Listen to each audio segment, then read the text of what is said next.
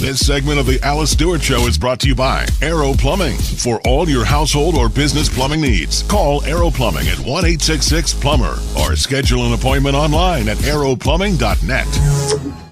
It is 35 minutes after the hour of 7 o'clock on a Wednesday morning. Thank you for joining us. I'm Rex Nelson, sitting in for Alice Stewart this morning here on Fox News Radio 96.5 FM, The Voice. Thanks again to Roby Brock as we break down some of these new political numbers, and we're going to break them down even further. On the line, we have Laurie Lee, well-known Republican strategist and consultant, a regular, visits often on the show with Alice.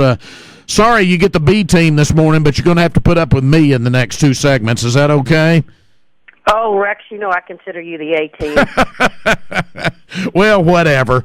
We do want to break this down. One of the things we were talking about with Roby is that they have new Talk Business Hendricks College polling that now shows Asa Hutchinson with a 49-41 lead over Mike Ross. That is the biggest lead to this point. That came out last night. Numbers released earlier in the week showed almost the same for Tom Cotton, 49% for Cotton, 40.5% for Senator Mark Pryor. What that seems to indicate to me, at least in these two key statewide races, is that as we get down the stretch, as early voting has now begun, that independents now are breaking heavily toward the Republican candidates. Is that your sense? Oh, absolutely, and I don't think that that's any surprise to anybody. I think that that's the landscape of Arkansas right now. I think that Barack Obama has done conservatives and Republicans a huge favor by the horrendous policies. And, just as little as a few days ago, he continued to utter, you know what, I may not be on the ballot, but my policies are. That's the messages that we've been putting out for months is, you know what, you can not vote for Barack Obama on the ballot. But if you're voting for Democrats, if you're voting for on a national and state level, you're voting for those policies. And he as president reiterated that and said as much. And I think the people of Arkansas should know that. And that's vital. If you want to continue with the policies of Barack Obama, then, pull the D lever. If you want to create more jobs and less taxes and have more freedom with choice for schools and those type things, then you need to pull the lever for the GOP. Yeah, we did, Laurie, have earlier in the show Justin Sink, who is the White House correspondent with The Hill, and he had covered President Obama a few days ago on Al Sharpton's radio show. Yes, ladies and gentlemen, Al Sharpton does have his own radio show. but the lead on his story was exactly what you were saying. President Obama delivered a blow to Democratic Senate candidates looking to distance themselves from his flagging approval ratings Monday, saying lawmakers avoiding him on the campaign trail, quote, were strong allies and supporters, close quote, who have, quote, supported my agenda in Congress, close quote. That had to be the worst news that the Pryor campaign's gotten all week, I would have to think.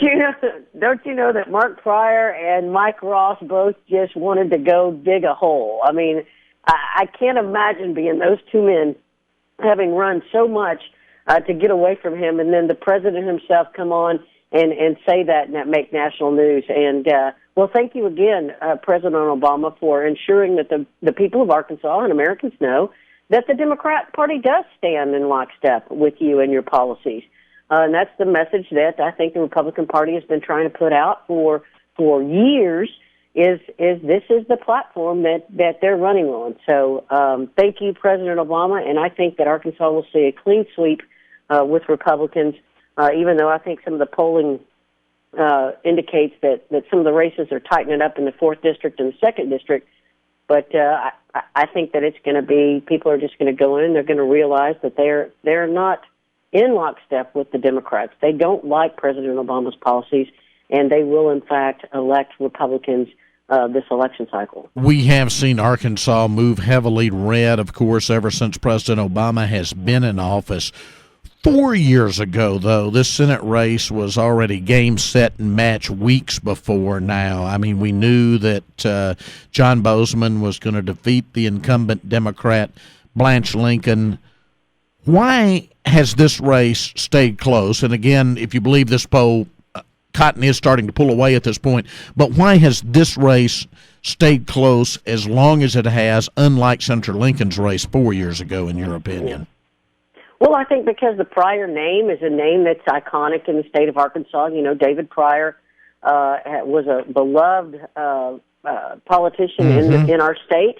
You know, he's a good guy. He's up there with Ed Bethune and John Paul Hammersmith. Absolutely. Great senior statesmen, all of them. Statesmen.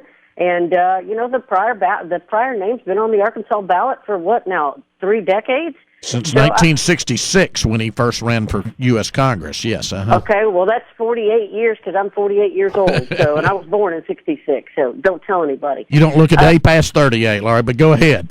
Oh, I love you, Rex. But I think that's why. I think also, you know, Mark Pryor comes across as a nice man, and he is a nice man. I don't have a problem with Mark Pryor. I have a problem with Mark Pryor's policies. I have a problem with Mark Pryor saying to the people of Arkansas, I'm pro-life, but yet his voting record is pro-abortion.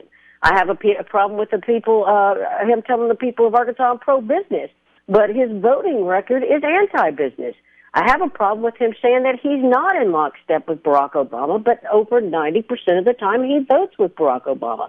So those are the things that, you know, I think Arkansans have realized and seen, and they're just not going to tolerate it anymore. I think social media has changed the landscape of politics, and people like Mark Pryor, who have run races for 50 years, or, you know, their families, they're not used to people being able to get information that they're not putting out.